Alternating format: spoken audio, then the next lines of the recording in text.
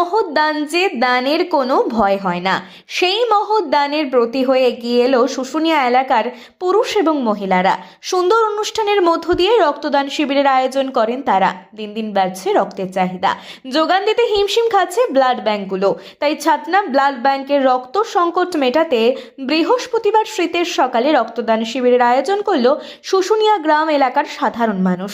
এদিন স্থানীয় শুশুনিয়া সর্বজনীন দুর্গোৎসব প্রাঙ্গণে এই রক্তদান শিবিরের আয়োজন করা হয়।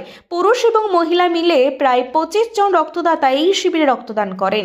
এই রক্তদান শিবিরে উপস্থিত ছিলেন ছাতনার ব্লক সমষ্টি উন্নয়ন আধিকারিক সৌরভ ধল্ল এবং ছাতনা থানার ভারপ্রাপ্ত আধিকারিক সিদ্ধার্থ সাহা।